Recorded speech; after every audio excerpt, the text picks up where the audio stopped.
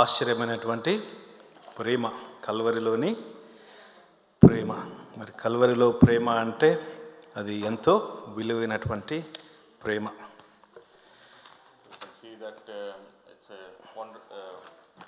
Wondrous love of Lord Jesus Christ and also wondrous love on the cross of Calvary. Does anyone know what is the importance of today? You can Google it if you want. మీలో ఈ దినం యొక్క ప్రత్యేకత ఎవరికైనా తెలుసా? మీరు Google కూడా చేయొచ్చు. 14th November was Children's Day. 14th November వచ్చి మరి చిన్న పిల్లల దినోత్సవంగా మన ఇండియాలో జరుపుకుంటాం. 15th November I don't know. 15th November గురించి తెలియదు. 16th November there is a day. Can somebody see? It's easy. 16th November. 16th November గురించి మీకు ఏమన్నా తెలుసా? It's a day of tolerance. సహించే దినం. A day of tolerance. సహించే దినం 16 November. This morning I was coming and I was late by 5-10 minutes. ఈ యొక్క దినాన మరి సోదరుడు వస్తున్నాడు, ఒక 5-10 నిమిషాలు ఆలస్యమైంది. And I was driving on the motorway. I was fast and then suddenly somebody came in front of me. Maybe he's new or he doesn't know. He is a reckless driver. He did not indicate. He just came in front of me. Brother మరి స్పీడ్గా నడిపిస్తున్నాడు. అయితే సడన్గా ఇంకొక వ్యక్తి మరి కొత్త driving చేస్తుండొచ్చేమో, మరి సడన్గా ముందుకు వచ్చినాడు. So naturally you get irritated and agitated because he just came suddenly and then there would have been some unfortunate thing happen. మరి ఒకసారి మనం డ్రైవింగ్లో మరి అకస్మాత్తుగా మన ముందుకు ఎవరైనా వచ్చినట్లయితే మనకి చాలా కోపం వచ్చేదిగా ఉంటుంది. And then but I'm coming to church. Moreover I'm going to preach and then I controlled my anger. ఈ యొక్క మరి సోదరుడు మరి చర్చ్కి వస్తున్నాడు, మరి కోపం వచ్చింది కానీ ఆ యొక్క కోపాన్ని తను మరి మరి ఆఫ్ చేసుకున్నట్లుగా చూడగలం. There was just a small event where I tried to control my agitation, irritation and I forbore the tolerance. ఈ యొక్క ఆ యొక్క మరి చిన్న మరి సంఘటనలో సోదరుడు తనకు వచ్చిన కోపాన్ని లేకపోతే ఆ యొక్క ఆవేశాన్ని మరి తను మరి సమ్మలించుకున్నట్లుగా మనం చూడగలం. Let's turn our Bibles to Colossians chapter 3 verses 13. దయచేసి మన యొక్క లేఖనాలని చూద్దాము. కొలొస్సీలకు రాసిన పత్రిక 3వ అధ్యాయము 13వ వచనం. Colossians chapter 3 verses 13. I will read out and will again read all together. మరి సోదరుడు చదువుతాడు, మనందరం తర్వాత కూడా మనం అందరం కలిసి చదువుదాం. Bearing with one another, and if one has a complaint against another, forgiving each other as the Lord has forgiven you, so you also must forgive. Let's all read together. మనం అందరం చదువుకుందాం. కొలొస్సీలకు రాసిన పత్రిక 3వ అధ్యాయము 13వ వచనము. ఎవడైనను తనకు హాని చేసినని ఒకడనుకొని ఒకరినొకడు సహించుచు ఒకరినొకడు క్షమించుడి, ప్రభువు మిమ్మును క్షమించులాగున మీరును క్షమించుడి. Let's look for Lord's help. ప్రభు సహాయం నిమిత్తమై ప్రభు వైపు చూస్తాం. Heavenly Father, Almighty God, we give you praise and honor for this wonderful time. Thank you for enabling all of us to come together and worship you and also listen to thy word which you have appointed today. Father, as I meditate and brother is going to translate, be with us, give us the right words so that it can bring glorification for you and also edification for the church. Cover both of us under your wings, under thy cross, asking everything in your name. I ask this prayer in the name of Lord and Savior Jesus Christ. Amen. Do you know what is an oyster? Oyster. మీకు ఎవరికైనా oyster అంటే తెలుసా? Oyster card కాదు. Forget about oyster. The thing which you will be very familiar is pearl. మీకు oyster కంటే మీకు బాగా తెలిసిన సుపరిచితమైంది ముత్యం. Do you know how the pearl is made? మీకు ఆ ముత్యం ఏ విధంగా ఏర్పడుతుందో తెలుసా? How is it made? తెలుసా మీకు ఎవరికన్నా? It comes from the oyster. ఇది ఆయిస్టర్ అనే యొక్క మరి సముద్రపు జీవి నుంచి వచ్చేదిగా ఉంది. So that oyster is an animal, living animal, but the pearl is a jewel. ఈ యొక్క మరి ఆయిస్టర్ చూసినట్లయితే జీవిస్తున్న ప్రాణిగా ఉన్నది. అయితే ఈ యొక్క ముత్యం అనేది మనకి ధరించుకునే యొక్క అలంకరణగా ఉంది. And if you look at both the things, both the objects, one is living object, one is non-living object. One is not that worth, but another one is worth so many thousands of pounds. Maybe it might cost so much to buy. మనం గమనించినట్లయితే ఒకటి జీవించే ప్రాణిగా ఉన్నది, ఇంకోటి జీవం లేనిదిగా ఉన్నది. మరి ఒకటైతే మరి అంత వెల లేదు, ఇంకో దానికి అధికమైన వెల ఉన్నట్లుగా మనం చూడగలం. The way an oyster, the way a pearl gets produced or generated, gets prepared, it amazes it blows our mind. ఈ యొక్క ముత్యం ఏ విధంగా ఏర్పడుతుందో మనము ఒకసారి దాన్ని పరిశీలన చేసినట్లయితే అది మనకి ఆశ్చర్యాన్ని కలిగించేదిగా ఉంది. When oyster is in the water or in the sea, a small grain of sand, a small stone of sand somehow gets into the body of the oyster. ఈ యొక్క ఆయిస్టర్ అంటే ఇక ఆల్చిప్ప దాని లోపలికి ఈ యొక్క సముద్రంలో నీటిలో ఉన్నప్పుడు దానిలో ఇసుక రేణువు ప్రవేశించేదిగా ఉన్నది. When that foreign object enters the oyster's body, it becomes very irritated, very uncomfortable, very agitated, and then it will be very painful for the oyster. ఈ యొక్క ఆయిస్టర్లోకి ఈ యొక్క మరి ఇసుక రేణువు లోపలికి వెళ్ళినప్పుడు దానికి ఎంతగానో అసౌకర్యము బాధ కలిగించేదిగా ఉన్నది. Imagine when something goes into our eye, it gives lot of pain. If something foreign object goes into your tummy, you get very much pain, isn't it? ఈ యొక్క అదే విధానంలో మన యొక్క కంట్లోకి కానీ మన యొక్క కడుపులోకి కానీ ఏదైనా మరి వెళ్ళకూడని వెళ్ళినట్లయితే ఆ బయట నుంచి వచ్చింది మనకి ఎంతగానో బాధ కలిగించేదిగా అసౌకర్యం కలిగించేదిగా ఉంది. Do you know what the oyster does when this sand, a grain of sand enters its body? ఈ యొక్క ఆయిస్టర్లోనికి ఈ యొక్క ఇసుక రేణువు వెళ్ళినప్పుడు ఆయిస్టర్ ఏం చేస్తుందో మీకు తెలుసా? It doesn't mumble. అది ఏమాత్రము సనగదు. It doesn't murmur. అది ఏమాత్రము మరి విసుక్కోదు. It doesn't get it out. అది ఇసుక రేణువు ఎట్లన్నా బయటికి తీసేయాలని అనుకోదు. In fact, it puts layer upon layer, layer upon layer on it for years together, and eventually that piece of grain or the stone with all these precious layers that will come as a pearl. ఈ యొక్క ఇసుక రేణువు దానికి బాధ కలిగిస్తున్నప్పుడు ఈ యొక్క ఆల్చిప్ప ఏం చేసేదిగా ఉన్నదంటే దాని మీద పొర వేసేదిగా ఉన్నది. ఆ పొర అట్లా సంవత్సరాల కొద్దీ అట్లా పొరలు ఏర్పడిన తర్వాత అది మరి చివరికి మనం చూసినట్లయితే అది ఒక ముత్యంగా ఏర్పడేదిగా ఉంది. Before I go into the word of God, I want to remember one thing. ఈ యొక్క దేవుని యొక్క వాక్యంలోనికి వెళ్ళకపోతే ఒక విషయాన్ని మీకు జ్ఞాపకం చేయాలనుకుంటున్నాను. One of the God servants says about church like this. ఈ యొక్క దైవ సేవకుడు సంఘాన్ని గురించి ఈ విధంగా చెప్తున్నాడు. A church is a hospital for sinners. ఈ యొక్క చర్చ్ అనేది పాపులకి మరి ఒక వైద్యశాలగా ఉన్నది. It's not a museum for saints. ఇది ఏదో విశ్వాసులకి ఏదో మరి ప్రదర్శనశాల లేకపోతే మ్యూజియంగా మాత్రం లేదు. When you enter a hospital, you see ill people, sick people, people with lot of wounds, people with lot of pain. ఈ యొక్క ఎప్పుడైతే మనం హాస్పిటల్కి వెళ్ళే వాళ్ళంగా ఉన్నామో మరి రోగంగా ఉన్నవారు లేకపోతే బాధలో ఉన్నవారు అనారోగ్యంగా ఉన్నవారిని చాలా మందిని చూస్తాం మనం. When we enter in this as per his illustration, when we come to church, we have to expect all these problems.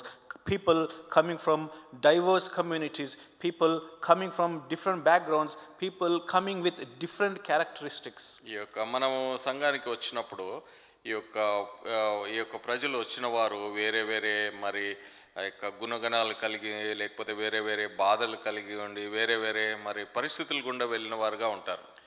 Christ, our Lord and Savior, want to see the church as an oyster.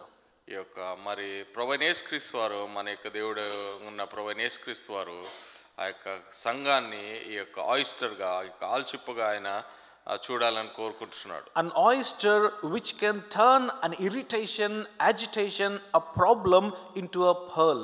ఈ యొక్క ఆయిస్టరు మరి ఏదైతే సమస్య ఉన్నదో దానికి ఆ యొక్క మరి అసౌకర్యం ఉన్నదో ఆ యొక్క అసౌకర్యాన్ని సహిస్తూ దాన్ని చివరికి ఒక ముత్యంగా మార్చేదిగా ఉంది. I will give an example. Let's say a sister comes, a brother comes to a church with a loud voice, always irritating. If you embrace them, put the layer of love, put the layer of forbearance, put the layer of forgiveness on them, you will turn that brother or sister into a pearl, and you will ultimately become like an oyster. ఈ యొక్క ఒక సహోదరి లేకపోతే సహోదరుడు చాలా మరి గట్టిగా మాట్లాడి ఆ యొక్క ఉన్నట్లయితే మీరు ఆ యొక్క ప్రేమనే ఆ యొక్క పొరని లేకపోతే మరి ఆ యొక్క సహించుకున్నాం అనే పొరని లేకపోతే ఆ యొక్క వారితోటి మరి సఖ్యత కలిగి ఉండే ఆ యొక్క పొరని మనం ధరించుకున్నట్లయితే ఆ దినాలు గడుస్తున్న కొద్దీ ఆ యొక్క సహోదరుడు లేకపోతే ఆ యొక్క సహోదరి మరి ముత్యంగా మారేవారిగా ఉన్నారు. So when Paul is writing to Colossians in chapter 3, ఎప్పుడైతే పౌలు కొలొస్సీలకి ఈ యొక్క అధ్యాయం 3వ అధ్యాయం రాస్తున్నాడు, if you look at from the beginning, we see two things here. First thing is that he says that we are being cleansed, or we have been made new creation, and our new self has been worn, or old self has been taken off. ఈ యొక్క మనము ఆరంభం నుంచి గమనించినట్లయితే మనము నూతనమైన వారంగా చేయబడినట్లుగా పాతది తీసివేయబడినట్లుగా మనం చూడగలం. He is saying that everything, what is earthly in you, sexual immorality or the impurity or the passion, chapter 3 verse 5, it says passion, evil desire and all the covetousness and all idolatry, everything has been taken out from you. ఈ యొక్క 5వ వచనం ప్రకారము భూమి మీదనున్న మీ అవయవములను జారత్వమును, అపవిత్రత, కామతురత, దురాశ, విగ్రహారాధన, ధనాపేక్ష వీటన్నిటిని తీసివేసినట్లుగా మనం చూడగలం. So when Christ died for yourself, he has taken your old self with him and he has created a new being in you. ఈ యొక్క మరి ఎప్పుడైతే క్రీస్తు ప్రభువారి దగ్గరికి నీవు వచ్చినావో నీ యొక్క పాత లక్షణాలన్నిటిని ఆయన తీసివేసి నూతనమైన దాన్ని నీకు ధరింపచేసినట్లుగా మనం చూడగలం. Now we will see in the second part of this chapter, because you have been put as a new being, you have been created as a new being, now you must practice some things which manifest the new person dwelling in you. ఈ యొక్క ఎప్పుడైతే పాతవన్నీ తీసివేసి కొత్తవి ధరింపజేసినాడో ఆ కొత్తవి ధరింపజేసిన ఆయనకి మనము ఆ యొక్క ఘనత తీసుకొచ్చే వారంగా మనం ఉండాలి. And one of those things is being forbearing. Chapter 3 verses 13, which we have now read, forbearing. ఆ యొక్క దానిలో నూతన స్వభావం ధరించుకున్న మనము ఆ యొక్క 3వ అధ్యాయం 13వ వచనం ప్రకారము మరి సహించే వారంగా మనం ఉండాలి. It doesn't say that just forbear or tolerate, which is past tense, but it says in present tense, forbearing. అది ఏదో గతించిపోయిన సమయం గురించి కాదు కానీ ప్రస్తుతం ఉన్న సమయం గురించి మాట్లాడుతుంది. సహించుకొనుచు అంటే దాన్ని కొనసాగించే వారంగా మనం ఉండాలి. Let's understand what is forbearing or tolerating. ఈ యొక్క సహించుకోవడం అంటే ఏంటి అని దాని గురించి మనం గ్రహిస్తాం, అర్థం చేసుకుందాం. Let's see 4 dimensions of this forbearing. ఈ యొక్క సహించుకున్న దాన్ని 4 కోణాల్లో మనం చూసినట్లయితే Romans chapter 12 17 to 19. ఈ యొక్క రోమీయులకు రాసిన పత్రిక 17వ అధ్యాయము 17 to 19. 12 chapter 12. 12వ అధ్యాయము 17 నుంచి 19 వచనాలు. Recompense to no man evil for evil. ఈ యొక్క కీడుకి ప్రతి కీడు ఎవరికి చేయొద్దంట. Provide things honest in the sight of all men. ఈ యొక్క మనుషులందరి దృష్టికి యోగ్యమైన వాటిని చేయాలంట. That should be fine. 17th verse. So you understand now.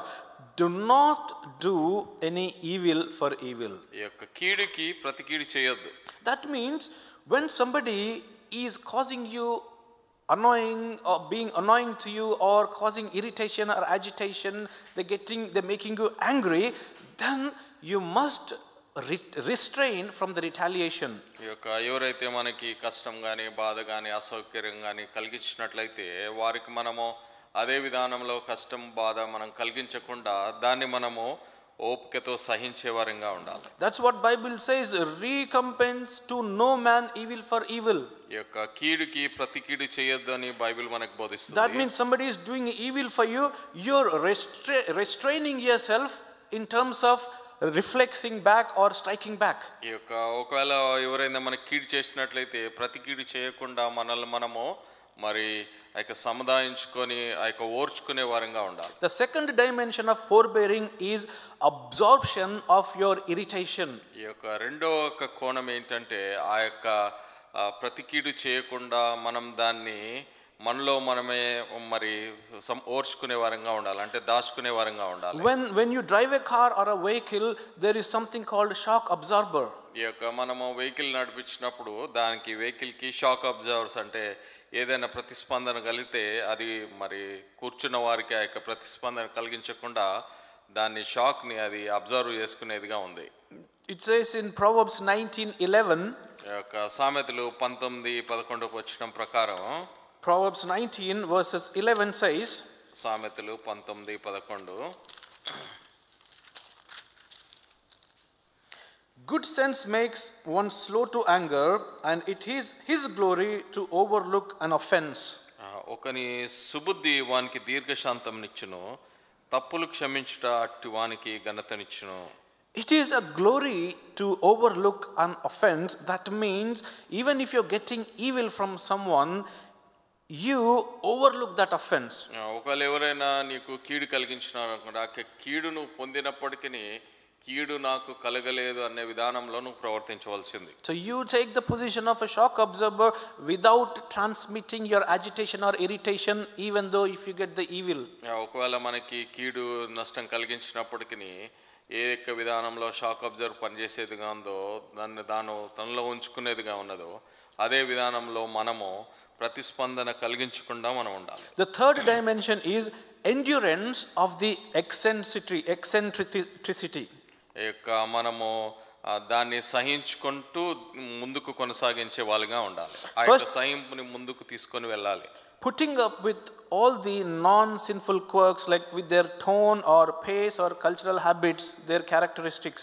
ఈ యొక్క వారు మరి స్వభావ సిద్ధంగా వచ్చిన వారి యొక్క గుణ లక్షణాలకి మనము ప్రతిస్పందన కలిగించకుండా వారి యొక్క భాష కానీ వారు ప్రవర్తించే విధానాన్ని కానీ మనము ప్రతిస్పందించకూడదు. 1 Peter 4:8 says, ఈ యొక్క మొదటి పేతురు 4:8 ప్రకారం, 1 Peter 4:8 says, మొదటి పేతురు 4:8, above all keep loving one another earnestly, since love covers a multitude of sins. ప్రేమ అనేక పాపములను కప్పును గనుక అన్నిటికంటే ముఖ్యంగా ఒకని ఎడల ఒకడు మిక్కటమైన ప్రేమ గలవారయుండుడి. Having that love which covers the multitude of sins. ఈ యొక్క అనేకమైన పాపాలను కప్పే ఆ యొక్క ప్రేమని మనం కలిగి ఉండాలి. The fourth dimension is that preservation of the unity. ఈ యొక్క నాలుగోదిగా మరి ఐక్యతని కాపాడుకునే ఆ యొక్క కోణం మనం కలిగి ఉండాలి. Ephesians chapter 4 and verse 3. ఎఫెసీయులకు రాసిన పత్రిక 4వ అధ్యాయము 3వ వచనం. Ephesians chapter 4 verses 3.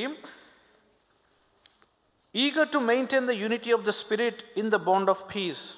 ఈ యొక్క మీరు పిలువబడిన పిలుపు తగినట్లుగా దీర్ఘశాంతంతో కూడిన సంపూర్ణ వినయంతో సాత్వికంతో నడుచుకోవాలని అక్కడ పౌలు చెప్తున్నట్లుగా మనం చూడగలం. I'm not sure if you are following, but I have told you 4 dimensions of forbearing. ఈ యొక్క 4 విషయాలు సహించుకునే విషయాల గురించి నేను మీతో చెప్పినాను, మీరు గమనించినారో లేదో. One is the restraining from the retaliation. మొట్టమొదటి ఇది ప్రతిస్పందన లేకుండా మనం అణుచుకోవడము. Second one, absorption of the irritation. రెండవదిగా మనం ప్రతిస్పందించకుండా దాన్ని మనలో మనమే ఉంచుకోవడము. Third is the endurance of eccentricity. మూడవదిగా ఆ యొక్క సహించుకునే దాన్ని ముందుకు కొనసాగించే వారంగా మనం ఉండాలి. Fourth one is the preservation of the unity. ఈ యొక్క నాలుగవదిగా ఐక్యతని కాపాడుకోవాలి, ఐక్యతని భద్రపరచుకోవాలి. So dear brothers and sisters, when we are in this modern world, ఈ యొక్క ఆధునిక లోకంలో మనం ఉన్నాం. because of lack of time, I am going very quickly. I will emphasize a few things and then we will meditate on we will wrap up. ఈ యొక్క మనం కొన్ని విషయాలను ధ్యానించుకొని ముగించుకుందాం సమయ అనుకూలతను బట్టి. In life of Joseph, ఈ యొక్క యోసేపు జీవితంలో, even though Joseph knew his brothers caused him harm, he did not cause retaliation, or he did not take revenge from them. ఈ యొక్క యోసేపు తన యొక్క జీవితంలో తన యొక్క సహోదరులు తనకి హాని కలిగించినప్పటికీ సమయము తనకు అనుకూలంగా ఉన్నప్పుడు మరి వారి పట్ల తాను ప్రతీకారం తీర్చుకోలేదు. Remember David. రెండవదిగా దావీదును గమనించండి. He had the opportunity to kill his enemy Saul, who was causing him evil, but he did not kill him. ఈ యొక్క దావీదు తన యొక్క జీవితంలో మరి సౌల్ ద్వారా అనేకమైన శ్రమలు పొందినప్పటికీ కష్టాలు పొందినప్పటికీ తనకి సమయం వచ్చి సౌల్ని మరి తాను చంపగలిగే అవకాశం ఉన్నప్పటికీ తాను చంపకుండా తాను మరి ఆపుకున్నట్లుగా మనం చూడగలం. And Abraham and Lot, they were having some disturbances or disputes about which direction they should go and what they should get, but Abraham was quiet, he forbore, that's why that ended peacefully. ఈ యొక్క మరి అబ్రహాము లోతు విషయంలో కూడా వారు ఎటువైపు వెళ్ళాలో అని అనుకున్నప్పుడు మరి లోతు అయితే తాను ఎంచుకున్న ప్రదేశానికి వెళ్ళినప్పటికీ అబ్రహాము తాను అనుష్కొని అక్కడ మరి సహనం కలిగి ఉన్నట్లుగా మనం చూడగలం. So sometimes we get evil, we get gossips, we get slander, we get so many temptations, so many problems from different directions. ఈ యొక్క మనకి అనేకమైన విధాల నుంచి మరి మన మీద మరి ఆ యొక్క సాడీలు చెప్పడం కానీ కొండాలు చెప్పడం కానీ మరి ఆ యొక్క కీడు కలిగించే విధంగా అనేక విధాల నుంచి మన పట్ల వచ్చేదిగా ఉంది. When Paul is saying forbear or tolerate with one another, what does he exactly mean? ఈ యొక్క పౌలు మనకి వీటన్నిటి గురించి మీరు సహనం కలిగి ఉండాలి, సహించుకోవాలి అని చెప్తుంటే దాని యొక్క భావం ఏంటి? Before that he also emphasized that Christ has put a new being in you. ఈ యొక్క దానికి ముందుగా మరి మనకి జ్ఞాపకం చేసిన రీతిలో క్రీస్తు మరి మీలో నూతనమైన వాటిని చేసినాడు, అంటే నూతనమైనవి ధరింపజేసినాడని జ్ఞాపకం చేసినాడు.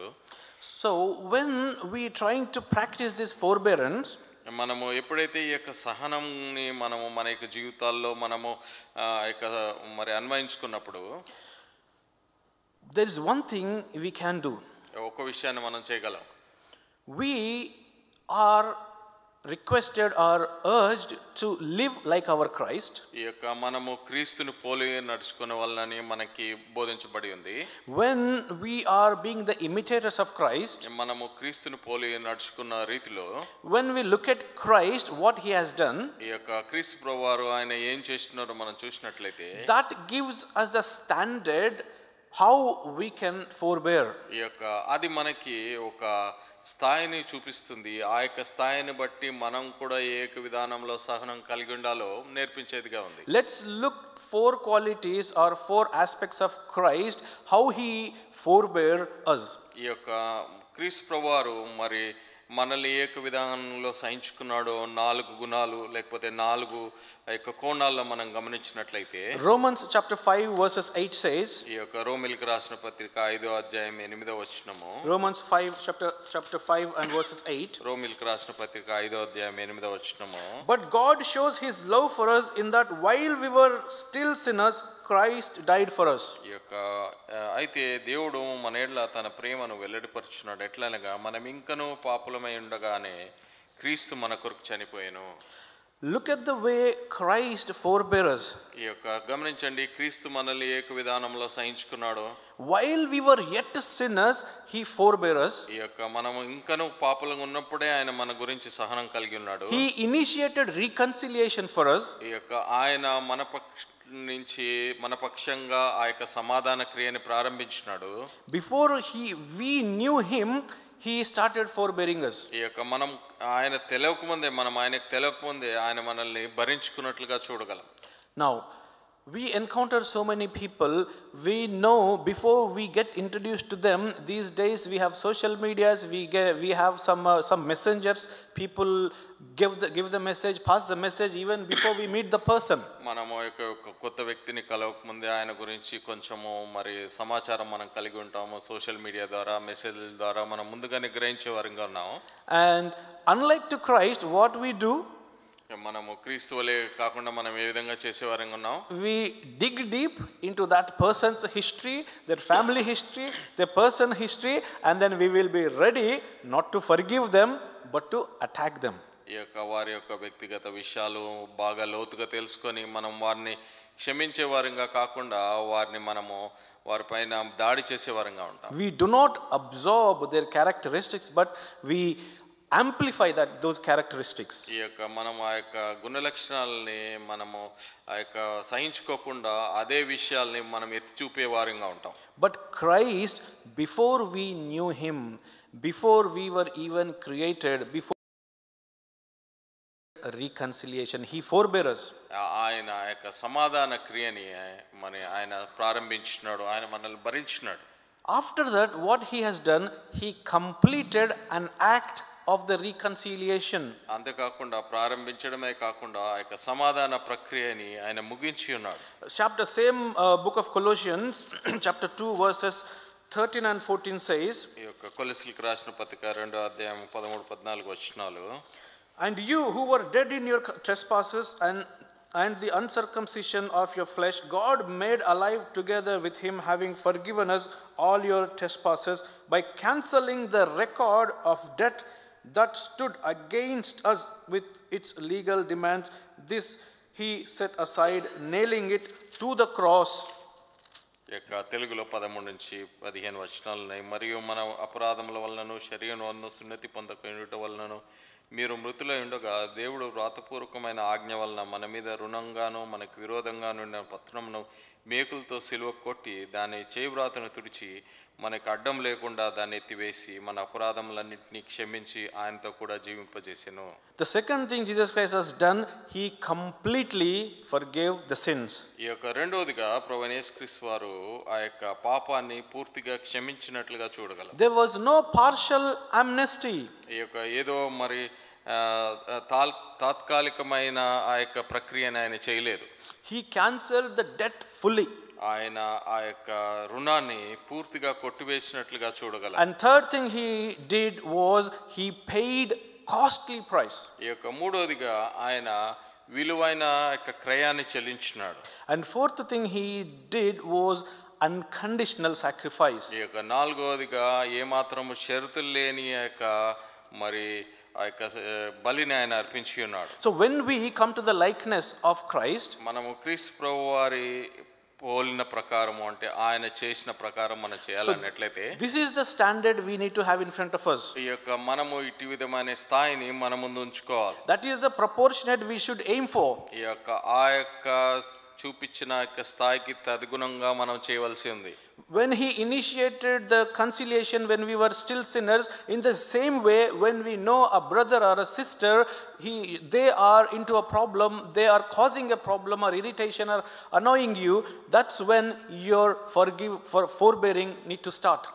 ఏక విధానంలో అయితే క్రీస్తు ప్రభువారు మనం ఆయన ఎరగకుండానే ఆయన మనం చేసినాడు. మనం కూడా ఏదైనా సహోదరుని మనం చూసినప్పుడు లేకపోతే వారి గురించి ఆలోచించినప్పుడు మనం కూడా అటు విధమైన సహనాన్ని మనము ప్రకటించే వారిగా ఉండాలి, అంటే చూపించే వారిగా ఉండాలి. As Christ completely forgave, cancelled the debt, ఈ యొక్క క్రీస్తు ప్రభువారు మరి పూర్తిగా ఆ యొక్క రుణాన్ని కొట్టివేసిన రీతిలో the same way we as believers having Christ in us, we must demonstrate the same thing by cancelling or forbearing them by cancelling the debt fully. ఈ యొక్క మనం కూడా క్రీస్తు ప్రభువారు చూపించిన రీతిలో మనం కూడా వారికి చెందిన విషయాల్ని పూర్తిగా మనము ఆ యొక్క క్యాన్సిల్ చేసే వారంగా ఉండాలి, పట్టించుకునే రీతిగా మనం ఉండాలి.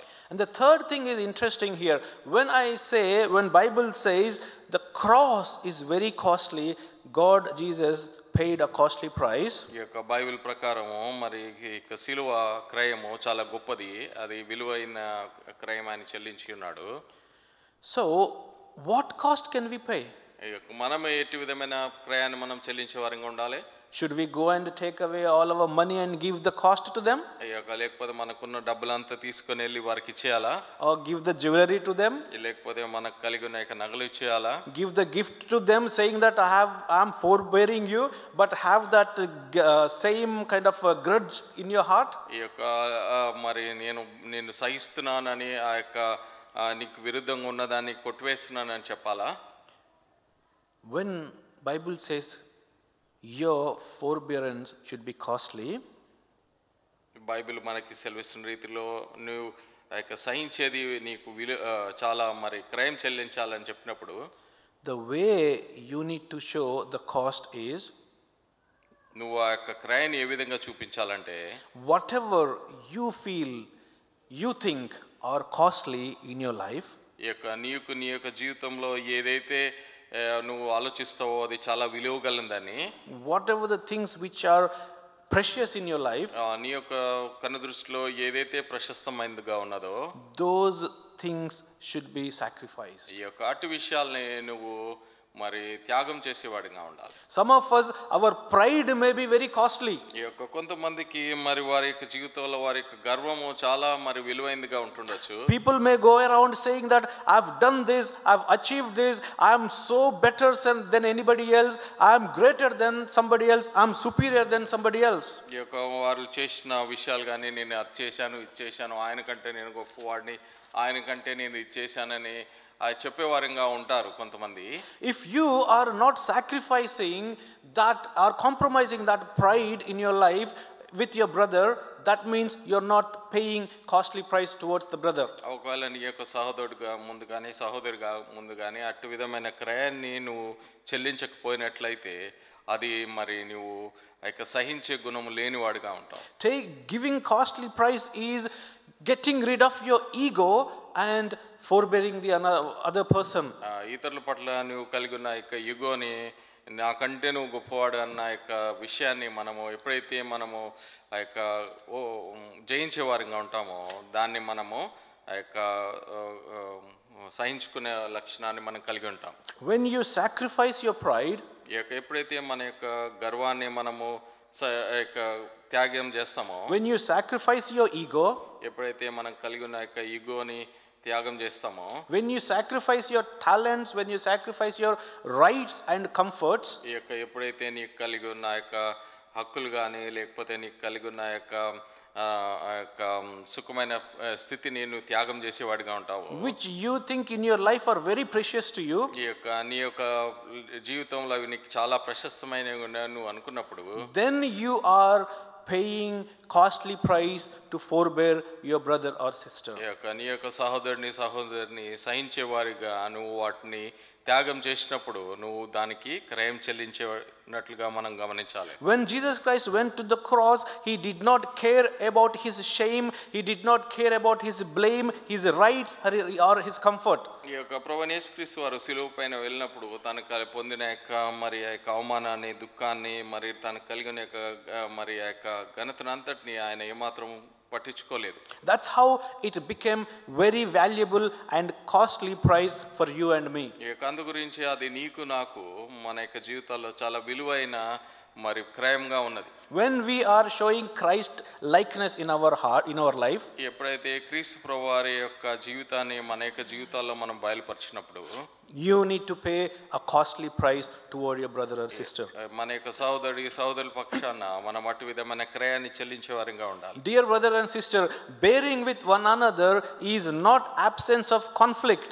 ఈ యొక్క మనం ఒకరినొకరు సహించుకుంటున్నామంటే అది ఏదో మన మధ్యలో విరుద్ధం ఉన్న భావాన్ని మనం ఏదో త్యాగం చేస్తున్నట్లు కాదు. It is the presence of Christ likeness. అది క్రీస్తు ప్రభువారి యొక్క గుణ లక్షణాన్ని మనం కలిగి ఉండడం. People may think you are weak. ఈ యొక్క ప్రజలు అనుకుంటవచ్చు మనం బలహీనులమని, but God sees that you are acting like Christ. ఈ యొక్క దేవుడు దాన్ని క్రీస్తు ప్రభువారి వలె నువ్వు ప్రవర్తిస్తున్నావు అని చూసేవాడుగా ఉంటాడు. The world will see you have Christ in you. ఈ యొక్క అంతేకాకుండా లోకము నీలో క్రీస్తు ఉన్నట్లుగా గమనించేదిగా ఉంది. If you encounter a person who is agitating or irritating you and you're trying to not to absorb but amplify him, ఈ యొక్క ఒకవేళ ఎవరైనా మరి కష్టపెడుతున్నట్లయితే, బాధ పెడుతున్నట్లయితే దాన్ని నువ్వు మరి సహించుకోకుండా దానికి విరుద్ధంగా నువ్వు చూపించినట్లయితే, the world sees the irritation in you, not Christ likeness in you. అప్పుడు లోకము నీలో ఆ యొక్క సహనం లేనివాడిగా చూసేదిగా ఉంది, క్రీస్తును చూసేవాడిగా లేదు. One more the characteristic I mentioned, Christ love, the forbearance was unconditional. ఈ యొక్క ఇంకో గుణ లక్షణాన్ని కూడా చెప్పినాను. అది ఏంటంటే మరి దేవుని యొక్క సహనము దానికి షరతులు లేని సహనం. So when we say unconditional, that means you do not get anything in return. ఈ యొక్క షరతులు లేదు అంటే దానికి బదులుగా మనం ఏం పొందుకోం. And so many people we encounter in our daily life, they say that I cannot forgive that brother, I know what they have done to me. కొంతమంది ఈ విధంగా చెప్పేవారు కూడా ఆ యొక్క సహోదరుని నేను ఏమాత్రం క్షమించలేను, ఎందు గురించి అంటే ఆయన నాకు చేసింది చాలా గొప్ప కీడని. For me to forbear him or for me to forgive him, he must come and ask for an apology. ఈ యొక్క ఆయనని ఒకవేళ నేను క్షమించాలంటే నా దగ్గరకు వచ్చి నా కాళ్ళ మీద పడి క్షమాపణ చెప్పాలి. That is, you are expecting something in return to forbear him. ఈ యొక్క ఎందు గురించి అంటే ఆయనని నువ్వు సహించుకోవాలంటే నువ్వు ఆయన నుంచి కోరుకుంటుంది అది. You are getting happiness. దాన్ని బట్టి నీకు సంతోషం వస్తుంది. Your ego getting satisfied. నీ యొక్క ఈగోకి మరి సంతృప్తి కలుగుతుంది. You feel very comfortable and you feel very happy, and then your image grows in front of your friends. ఈ యొక్క నీ స్నేహితుల ముందు నీ యొక్క మరి యొక్క ఫేస్ వాల్యూ బాగా పెరిగిపోతుంది. That is not unconditional, that becomes conditional. అది షరతులు లేనిదిగా కాదు కానీ అది షరతులు పెట్టినట్టుగా కనిపిస్తుంది మనకి. If you are seeking something in return when you are forbearing with one another, that means you are not proportionate to Lord Jesus Christ. ఒకవేళ నువ్వు నేను ఇది చేస్తే నాకు ఇది కావాలి అని నువ్వు ఒకవేళ నీ మనసులో అనుకున్నట్లయితే ఈ క్రీస్తు ప్రభువారు చూపించిన యొక్క సాదృశ్యానికి ఏమాత్రము మనము దానికి మరి విలువ ఇవ్వలేని వారంగా ఉన్నాం. So four things we have seen about Christ: forgiveness and forbearance. ఈ యొక్క క్రీస్తు ప్రభువారి విషయంలో 4 సహించే గుణ లక్షణాలు మనం చూసినాము. Jesus Christ initiated reconciliation before we knew him. ఈ యొక్క ప్రభువైన యేసుక్రీస్తు వారిని మనం ఎరగక ముందే ఆయన యొక్క సమాధాన ప్రక్రియని ప్రారంభించి ఉన్నాడు. He cancelled our debt fully, no partial amnesty. ఆయన పూర్తిగా మన యొక్క రుణాన్ని కొట్టివేసినాడు, ఏదో తాత్కాలికంగా కాదు. He forbore our sins in a very costly way. ఆయన మన యొక్క పాపాలని ఎట్టి విధంగా అంటే గొప్ప క్రయాన్ని చెల్లించి ఆయన భరించి ఉన్నాడు. He forbore our sins in an unconditional way. ఆయన అంతేకాకుండా మన యొక్క పాపాలని ఏమాత్రము షరతులు లేని విధానంలో ఆయన భరించి ఉన్నాడు. Dear brothers and sisters, we are in 2025 in a contemporary and modern world today. మనము 2025వ సంవత్సరంలో ఆధునిక యుగంలో మనం జీవిస్తూ ఉన్నాము. So there will be so many provocations, so many irritations you might encounter. మన యొక్క జీవితాల్లో చాలా మనకి ఒత్తిళ్లు లేకపోతే చాలా మరి ఆ యొక్క మనల్ని రెచ్చగొట్టే విధంగా ఉండవచ్చును. You might encounter a provocation of hypocrisy. ఈ యొక్క మరి లేకపోతే వేషధారణ అనే దాన్ని మన ద్వారా మనం రెచ్చగొడుతుండొచ్చును. You must look at the word of God. We are not looking at it. Galatians 2:13, how Paul and was provoked and how he rebuked the public and he calmed down the situation. ఈ యొక్క మరి గలతీ 2:13 ప్రకారం పౌలు ఏక విధానంలో ఆ యొక్క రెచ్చగొట్టినారు, అంతేకాకుండా ఆ స్థితిలో పౌలు ఏక విధానంలో దాన్ని తగ్గించినాడో కూడా మనం చూడగలం. You might encounter people who create gossips against you or slander you. ఈ యొక్క నీకు విరుద్ధంగా కొండాలు నీకు విధంగా మరి గాసిప్లు చేస్తుండవచ్చును. According to Proverbs 16:28, anyone who does that, you just need to be silent and you need to pray. సామెతలు 16:28 ప్రకారం మౌనంగా ఉండి వాటి గురించి ప్రార్థించేవాడిగా ఉండాలి. You might encounter in the church itself people lazy who do not do any work, who do not work hard, who do not cooperate with you. ఈ యొక్క మరి చర్చిలో ఉన్న కొంతమంది ఏమాత్రం పని చేయకుండా సోమరులుగా ఉండి నీతో ఏమాత్రము అది చేతులు పెట్టేవారంగా ఉండరు. Proverbs 6:6-11 says that a gentle admonition is important in that matter. ఈ యొక్క సామెతలు మరి 6:12 ప్రకారము ఆ యొక్క సాత్వికమైన సున్నితమైన యొక్క మరి విషయాన్ని మనం చెప్పేవారంగా ఉండాలి. And you might encounter people who are always pride and with headstrongness and then arrogance. ఈ యొక్క కొంతమంది ప్రజలు ఏ విధంగా ఉంటారంటే చాలా మరి తలబిరుస్తనం ఉంటది. According to 1 Corinthians 4:18, Paul writes to Corinthians that you need to expose the truth to them. ఈ యొక్క 1 కొరింథీ 4:18 ప్రకారము మరి ఆ యొక్క పొగరుగా ఉన్న వారి విషయంలో నువ్వు వారి యొక్క పొగరుని నువ్వు ఇతరులకు బయలుపరచాలి. You might encounter people with full of greed. ఈ ఈ యొక్క కొంతమంది ప్రజలు చాలా మరి దురాశ కలిగిన వారిగా ఉంటారు.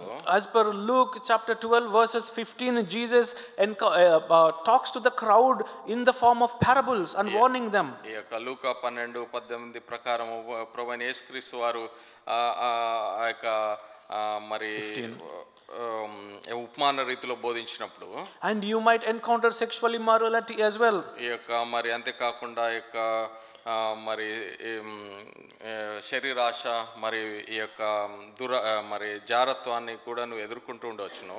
You might encounter false preaching. ఈ యొక్క అంతేకాకుండా నీ యొక్క జీవితంలో తప్పుడు బోధనలు ఎదుర్కొంటూ ఉండవచ్చును. You might encounter persecution movements. ఈ యొక్క అంతేకాకుండా నీ యొక్క జీవితాల్లో శ్రమలను ఎదుర్కొంటూ ఉండవచ్చు. You might encounter family rejection. అంతేకాకుండా నీ యొక్క కుటుంబ తిరస్కారాన్ని కూడా నువ్వు ఎదుర్కొంటూ ఉండవచ్చు. You might encounter your personal weakness or chronic weakness in your body. నీ యొక్క వ్యక్తిగత జీవితంలో అనేకమైన బలహీనతలు నువ్వు కలిగి ఉండవచ్చును. According to 2 Corinthians chapter 12 and verse 7 says, you also must boast in your weakness. ఈ యొక్క కొరింథీయులకు 12:7 ప్రకారంగా మన యొక్క ఆ యొక్క సమస్యనందు అంటే మన యొక్క బలహీనతనందు మనము ప్రభుని హెచ్చించేవాడిగా ఉండాలి. దేవుడు మనకి ఆ యొక్క సమస్యని హెచ్చిపోకుండా ఉంచేవాడిగా ఉన్నాడు. Whatever we have seen, hypocrisy, laziness, gossipers, pride, greed and false teaching, all these things, ఈ యొక్క మనం చూసిన రీతిలో మరి వేషధారణ, మరి కొండాలు చెప్పడము, అబద్ధ బోధ, మరి దురాశ, మరి జారత్వం, వీటన్నిటి విషయాలు గమనించినట్లయితే only one thing we need to do according to the scriptures. ఒక్క విషయాన్ని మనం లేఖన ప్రకారం చేయవలసి ఉంది. We need to forbear them. ఈ యొక్క వాటినన్నిటిని మనం సహించుకొని ముందుకు కొనసాగాలి. There is no one in this world who can say I am without problems. ఈ యొక్క ఈ లోకంలోనే ఎవరు కూడా నాకు సమస్య లేదని ఏమాత్రం చెప్పలేడు. If you are too intellectual, you might have one certain beliefs in a political party.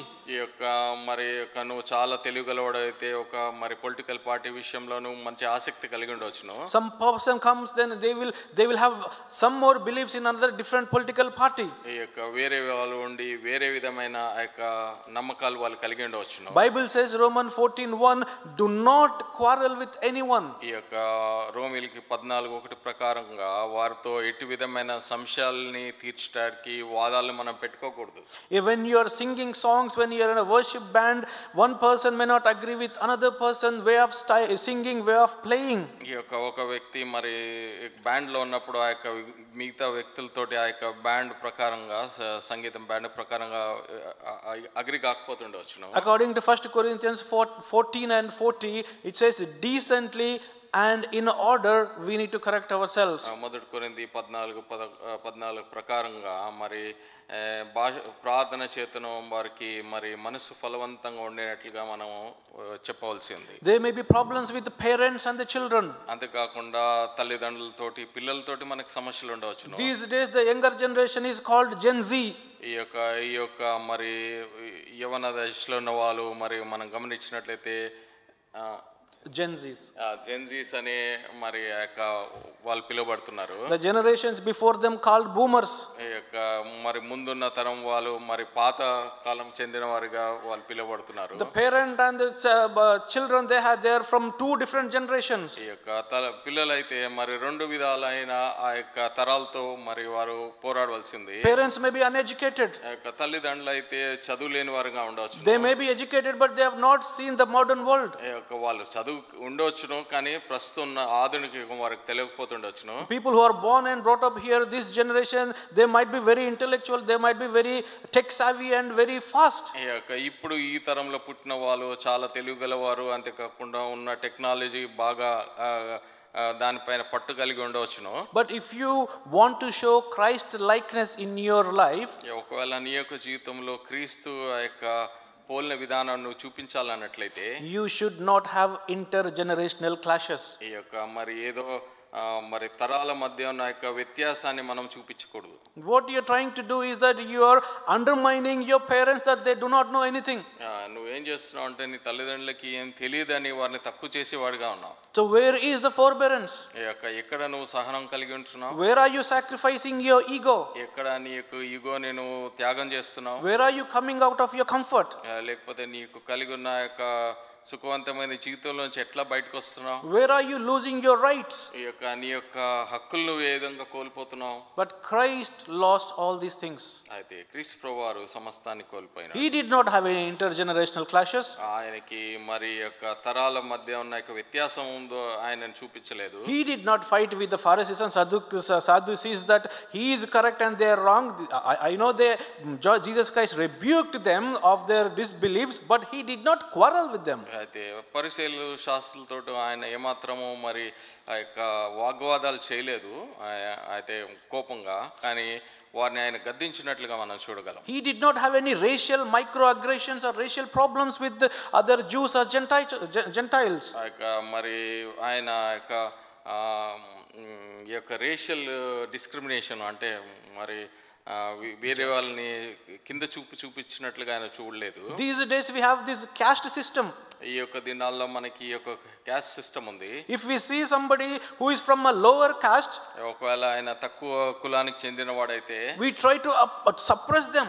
వారిని బాగా మనం అణచివేసే వారంగా ఉంటాం. We try to undermine them. వారిని అసలు వీరికి పనికిరాని వాడిగా చూసే వారంగా ఉన్నాం. We try to make fun of them. అంతేకాకుండా వారి విషయంలో మరి నవ్వులాటకు చేసే వారంగా ఉన్నాం. If you don't like the stereotypical people in your life, నీ యొక్క జీవితంలో ఆ యొక్క చెప్పిందే చెప్పే వారంగా నువ్వు ఉండాలని కోరుకోకున్నట్లయితే you will not forbear them. ఈ యొక్క వారిని మనం సహించలేము. Dear brothers and sisters, you might fall under any of these categories. ఇటు విధమైన మనం ఇంతవరకు చెప్పిన యొక్క లిస్ట్ లో ఒకవేళ ఏదైనా నువ్వు లిస్ట్ కి చెందినట్లయితే, maybe you are a young person, నువ్వు యవనస్తుడిగా ఉండవచ్చును. you might have intergenerational clashes. నీకు ఆ యొక్క తరాల వ్యత్యాసం ఉండవచ్చును. If you are a mother or a father, ఒకవేళ నువ్వు తండ్రిగా ఉన్నట్లయితే you might have family rejections. వారు కుటుంబాన్ని నుంచి వెలివేయబడి ఉండవచ్చును. You might have gossips or slanders. లేకపోతే నీ గురించి సాడీలు కొండాలు చెప్తుండవచ్చును. They might be undermining you. లేకపోతే వారు నిన్ను తక్కువగా చూస్తుండవచ్చును. They might be very arrogant towards you. లేకపోతే వాళ్ళు నీ పట్ల చాలా మరి దురుసుగా ప్రవర్తిస్తుండవచ్చు. They might be mocking about your financial situation or your family situation or your job situation. నీ యొక్క మరి ఫైనాన్స్ గురించి కానీ, లేకపోతే నీ యొక్క ఉద్యోగం గురించి కానీ, లేకపోతే నీ యొక్క వ్యక్తిగతంగా వారిని దూషిస్తుండవచ్చును. For everything, every situation, there is an answer in the Bible. ఆ యొక్క ప్రతి విధమైన పరిస్థితికి మనము బైబిల్లో సమాధానం చూడగలం. Just quickly wrap up. ఈ యొక్క మనము ముగించుకుందాం. Forbearing means, సహించుకోవడం అంటే, it has 4 dimensions. దానికి 4 కోణాలు ఉన్నాయి. You do not do evil for anyone. ఈ యొక్క నువ్వు మరి కీడికి ప్రతి కీడి చేయవు. You absorb the problem. ఈ యొక్క సమస్యని నువ్వు గ్రహించుకునేవాడిగా, సహించుకునేవాడిగా ఉంటావు. You endure the problem. ఈ యొక్క సమస్యను నువ్వు మరి భరించేవాడిగా ఉంటావు. You always look for preserving the unity. అంతేకాకుండా ఐక్యతని కాపాడడానికి ప్రయత్నించేవాడిగా ఉంటావు.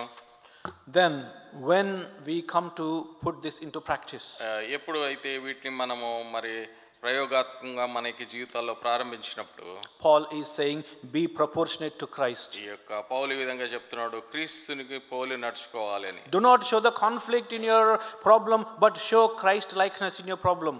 నీ యొక్క సమస్యలో నువ్వేదో మరి వారితో పోట్లాడడం కాదు, కానీ క్రీస్తుని చూపించాలని పౌలు జ్ఞాపకం చేస్తాడు. This world does not remove any provocations or any problems. ఈ యొక్క లోకము మనకు కలిగి ఉండే రెచ్చగొట్టే విధానాన్ని ఏమాత్రం తీసివేయదు. But Bible says be completely humble and gentle, be patient, bearing with one another in love, according to Ephesians 4:2. ఈ యొక్క ఎఫెసీ 4 ప్రకారం మనం ప్రేమ కలిగి ఉండి, సాత్వికం కలిగి ఉండి, క్షమించి మరి దీర్ఘశాంతంతో మనము నడుచుకోవాలని పిలువబడి ఉన్నాం. Our forbearance should be costly.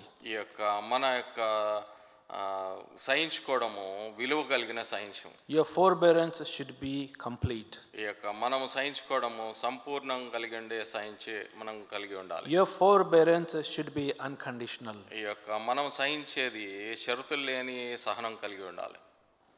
And your forbearance should start even before you know the person's problem.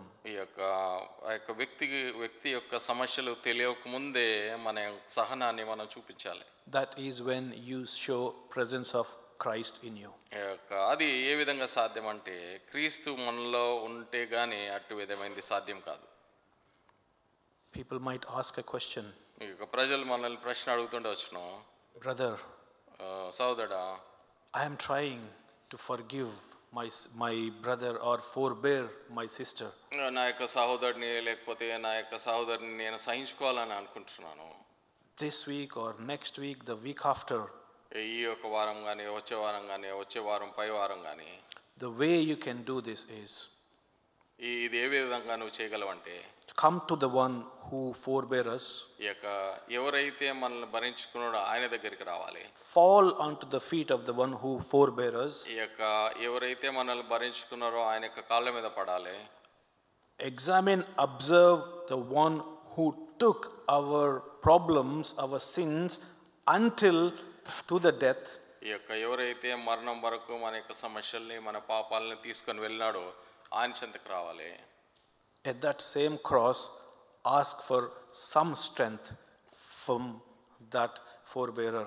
ఈ యొక్క ఎవరైతే ఆ యొక్క విధానంలో సహించినాడో క్రీస్తు, ఆయన సిలువ చెంతకు వచ్చి మనము ఆయన నుంచి ఆ యొక్క సహనానికి సంబంధించిన బలాన్ని మనం పొందుకోవాలి. Borrow some strength from Christ. ఆయన నుంచి మనం బలాన్ని పొందుకోవాలి. Because he's got the strength to forbear all the humankind. ఆయన మానవాళినంతటిని భరించే సహనం కలిగి ఉన్న దేవుడు. Because he was infinite and he could bear the problem of the infinite people. ఈ యొక్క మరి లెక్కలేని ఆ యొక్క ప్రజల యొక్క సహనాన్ని అంతటి భరించుకోగలిగిన ఆ యొక్క సహనం కలిగిన దేవుడు ప్రభువుగా ఉన్నాడు. When you are in this finite body and in this finite world, you need some strength from him only. పరిమితులు కలిగి ఉన్న మన యొక్క దేహము పరిమితులు లేని ఆ యొక్క దేవుని పైన ఆధారపడినప్పుడు మనం ఆ యొక్క బలాన్ని పొందుకుంటాం. Let's pray and close. ఈ యొక్క ప్రార్థన చేసి ముగిద్దాం. Heavenly Father, Almighty God, for this wonderful time you have given us. Father, we don't want to observe the problem of our fellow brother and sister, but we want to observe the problem. We don't want to amplify the problem. We want to bear with one another, even though we have conflicts in our lives, but we want to show the presence of Christ likeness. The world may think that we are weak. The world may think that you can't retaliate. The world may think you can't strike back. Don't you think Lord Jesus Christ had the power to retaliate or strike back? That was the symbol of forbearance. That was an event of tolerance. And Paul says,